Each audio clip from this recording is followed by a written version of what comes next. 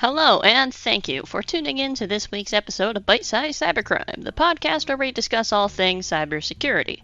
It used to just be cybercrimes, but I've found it beneficial to branch out into other cybersecurity topics, especially educational ones, with my bite-sized anecdotes and bite-sized advice series, and so I think it's time for another anecdote that you may already be familiar with if you follow me on Twitter at CybersecChloe. And of course we will be discussing Twitter itself.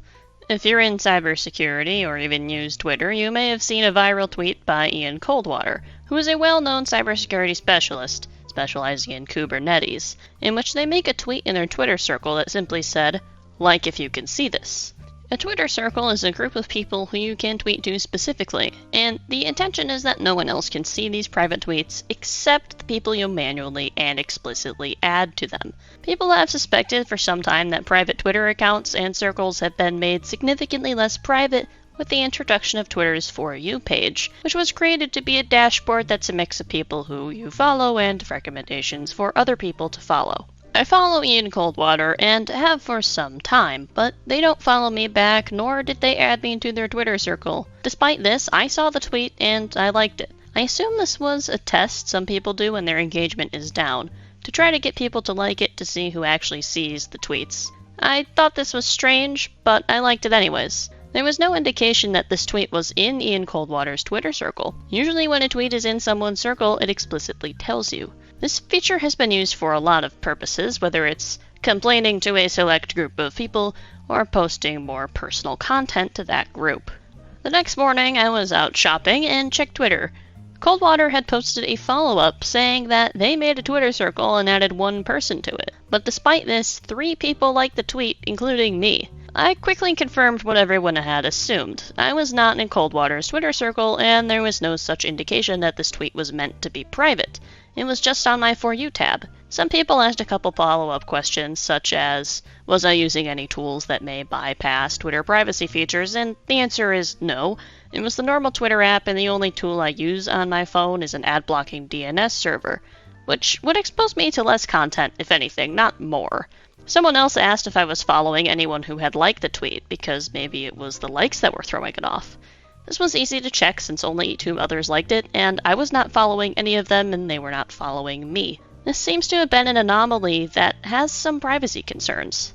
But don't just take my word for it, or this small test done by Coldwater. TechCrunch released an article last week about this very issue. One of the writers, Amanda Silberling, experienced the issue, as well as Abraham Josephine Reisman, who posted explicit photos to her circle that she said the general public really did not need to see, which was liked by someone who didn't even follow her. New York media worker Adam Musa also noticed this bug when several unfamiliar names ended up liking tweets meant to be private. More and more people are sharing stories about how this feature is broken, concerned that it's simply not working as advertised. Some critics have said, well, you shouldn't post private information to the internet anyways. Which, yes, is true. However, that does not justify an explicit privacy feature from not working. If a privacy feature is advertised as such, there is a responsibility to protect that data, and an assumption by the average user that this feature will do just that. And although data breaches are always possible, I simply don't believe in blaming the victims for a feature not working as intended, especially when there was no advanced hacking at all and it was just showing up on other people's pages. It's also important to remember that the average person is not a cybersecurity expert, and in fact the average person knows absolutely nothing about cybersecurity in the first place. Shaming people for assuming that the data Twitter said was private is private does nothing to help anyone in the long run besides justify the mistakes made. And yes, everyone makes mistakes. Every app has bugs and vulnerabilities, but we should fix those mistakes and educate people gently instead of blaming users for being upset. So, what can you do? Don't use Twitter circles if you want information to stay private. Stick to direct messages or a different means of communication until the bug is fixed.